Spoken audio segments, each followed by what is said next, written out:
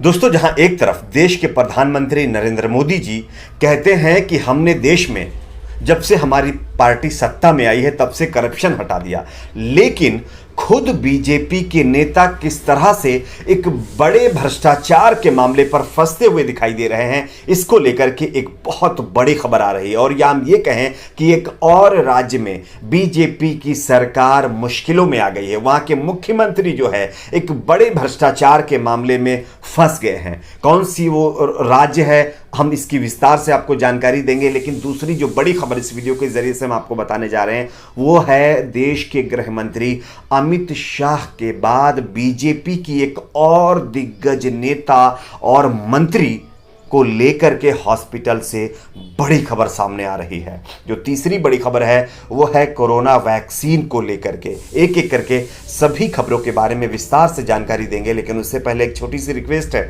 अगर आपको भी लगता है कि हमारे देश में जिस तरह से कोरोना को लेकर के मीडिया के द्वारा या नेताओं के द्वारा राजनीति हुई है उस पर कार्रवाई होनी चाहिए, तो आप इस वीडियो को लाइक करें, चैनल को सब्सक्राइब जरूर कर लीजिए। सबसे पहली और बड़ी खबर, बीजेपी एक और राज्य में फंस गई है। वैसे तो देश के प्रधानमंत्री नरेंद्र मोदी जी या उनके नेता ये कहते हैं कि जब से हमारी पार्टी सत्ता में आई है तब से हमने देश से करप्शन हटा दिया, लेकिन अगर कोई ये कहे कि खुद बीजेपी के नेता लगातार करप्शन में फंसते जा रहे हैं तो शायद आपको ये दांव उल्टा पड़ता हुआ दिखाई देगा। दरअसल इसी तरह का मामला उत्तराखंड से सामने आ रहा है। उत्तराखंड के मुख्यमंत्री त्रिवेंद्र सिंह रावत को हाईकोर्ट से तगड़ा झटका लगा है।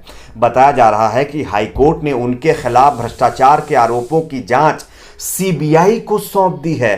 कोर्ट ने सीबीआई को एफआईआर दर्ज कर सीएम त्रिवेंद्र सिंह रावत पर लगे करप्शन के आरोपों की जांच करने के लिए कह दिया है। दरअसल हाईकोर्ट ने यह आदेश पत्रकार उमेश शर्मा के खिलाफ मुख्यमंत्री त्रिवेंद्र सिंह रावत की छवि बिगाड़ने के मामले पर दर्ज एफआईआर को रद्द करते हुए दिया गया है। शर्मा के खिलाफ देहरादून के एक थाना में दर्ज एफआईआर को रद्द करने के आदेश देते हुए न्यायमूर्ति रविंद्र मैठाणी की एक एकल पीठ ने यह भी कहा है कि इस मामले के सभी दस्तावेज अदालत में जमा कराए जाने चाहिए। यह आदेश उमेश शर्मा की उस याचिका पर आया है जिसमें उन्होंने अदालत से देहरादून में दर्ज एफआईआर को रद्द करने की प्रार्थना की थी। एफआईआर में कहा गया था कि पत्रकार ने सोशल मीडिया के जरिए मुख्यमंत्री रावत का नाम पैसों के लेन देन में घसीटते हुए उनकी छवि खराब की थी। लेकिन अगर इस तरह का मामला होता तो कोर्ट को यह जांच सीबीआई को ना देनी पड़ती।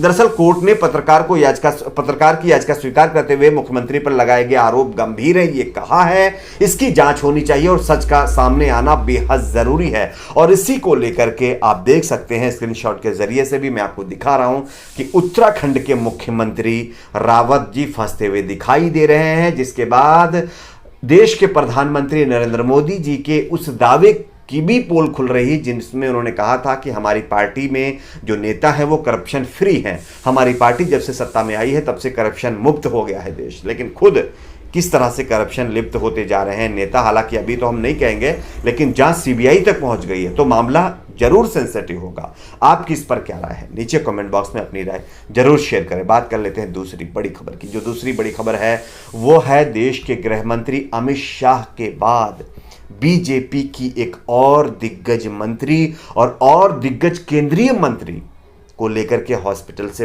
बड़ी खबर आ रही है। जानकारी मिल रही है केंद्रीय मंत्री स्मृति ईरानी कोरोना पॉजिटिव हो गई हैं। इस बात की जानकारी उन्होंने खुद अपने ट्विटर हैंडल पर एक पोस्ट के जरिए दी है। उन्होंने अपनी पोस्ट में लिखा है कि किसी तरह की घोषणा करने के लिए उससे जुड़े शब्द खोजने मेरे लिए थोड़ा मुश्किल है। बहरहाल मैं इसे सरल रखना चाहती हूं। मैं कोरोना पॉजिटिव पाई गई हूं और उन सभी लोगों से जो मेरे संपर्क में रहे हैं उनसे कहना चाहती हूं कि वो जल्द से जल्द अपना कोविड टेस्ट करवा लें। अब जो सबसे बड़ा सवाल यहां पर यह खड़ा होता है वो ये है कि स्मृति ईरानी बिहार के अंदर कई सभाओं को संबोधित कर चुकी हैं और सभाओं के अंदर आप सभी को पता होगा कम से कम, अगर बीजेपी की सभाओं में लोग कम आ रहे हैं अलग बात है, तो कम से कम हजारों लोगों के बीच ये गई हैं।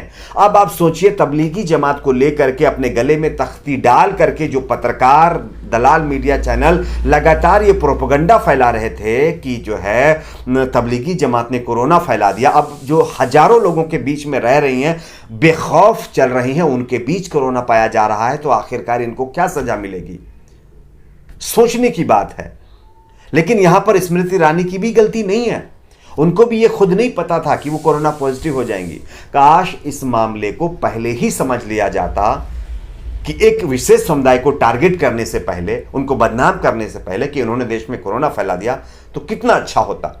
देश के गृह मंत्री को भी कोरोना हो गया, कई दिग्गज केंद्रीय मंत्रियों को हो गया, अब तो स्मृति ईरानी को भी कोरोना हो गया। सोचिए आप जरा, 2 दिन पहले भी उन्होंने एक सभा को संबोधित किया है और कई संबोधन वो कर चुकी हैं, हजारों लोगों के बीच जा चुकी हैं, तो उनके जरिए से हजारों लोगों को कोरोना हो गया होगा, तो इस पर क्या सजा मिलेगी? लेकिन कहते हैं ना, नेताओं के लिए अलग है रूल और जनता के लिए अलग है। ट्वीट भी दिखा रहा हूं, आप देख सकते हैं उनके ट्वीट को भी। खैर, आपकी इस पर भी क्या राय है, नीचे कमेंट बॉक्स में जरूर बताइए। स्टार प्रचारक है स्मृति ईरानी, कोई गहरी छोटे मोटे नेता नहीं है, स्टार प्रचारक है स्मृति ईरानी। गोपालगंज में चुनावी सभा भी उन्होंने की है। अब समझ सकते हैं, तबलीगी जमात पर हल्ला मचाने वाले मीडिया के चैनल में जो बैठे हुए चाटुकार पत्रकार हैं वो खामोश हैं, उनके मुंह से एक शब्द नहीं निकल रहा है। खैर, बात करते हैं तीसरी बड़ी खबर की, कोरोना से ही जुड़ी हुई है। तीसरी जो बड़ी खबर है वो है कोरोना वैक्सीन को लेकर के। कोरोना वैक्सीन को लेकर एक नया अपडेट सामने आया है। सीरम इंस्टीट्यूट ऑफ इंडिया के सीईओ आदर पूनावाला ने कहा है कि कोरोना वायरस की एक वैक्सीन के नतीजे काफी अच्छे आए हैं। पूनावाला ने बताया है कि SII द्वारा उत्पादित ऑक्सफोर्ड कोरोना वैक्सीन की 100 मिलियन खुराक का पहला बैच साल 2021 की दूसरी या तीसरी तिमाही में उपलब्ध हो सकेगा। सीरम इंस्टीट्यूट ने कहा है कि दिसंबर से मिलेगी कोविड-19 वैक्सीन, यानी कि दिसंबर से जो है कोरोना वैक्सीन का वितरण या फिर हम कहें सर्कुलेशन शुरू हो जाएगा। NDTV की रिपोर्ट के मुताबिक सीरम इंस्टीट्यूट ऑफ इंडिया के CEO आदर पूनावाला ने कहा है, ऑक्सफोर्ड की कोरोना जो वैक्सीन है काफी किफायती होगी। हम पहली बार 100 मिलियन खुराक उपलब्ध कराने के लिए लक्ष्य पर काम कर रहे हैं। यह 2021 की दूसरी या तीसरी तिमाही में उपलब्ध हो जाना चाहिए।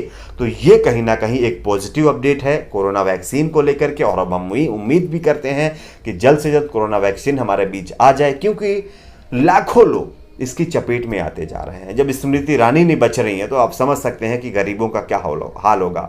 वो तो डेली वेज के लिए, अपनी ज़िंदगी को चलाने के लिए काम करने जाते हैं बेचारे, मार्केट्स में काम करना पड़ता है, भीड़ भाड़ वाले एरिया में भी काम करना पड़ता है, तो उनका हाल क्या होगा, सोचने की बात है। आपकी इस पर क्या राय है, नीचे कमेंट बॉक्स में अपनी राय को जरूर शेयर करिए। एक रिक्वेस्ट है लास्ट में, अगर आपने अभी तक इस चैनल को सब्सक्राइब नहीं किया है तो नीचे रेड कलर में एक सब्सक्राइब लिखा होगा, उसको दबाना है, साइड में एक घंटे का आइकन होगा, उसको जरूर प्रेस कर लीजिए। आज के लिए इतना ही, मिलते हैं कुछ और खबरों के साथ।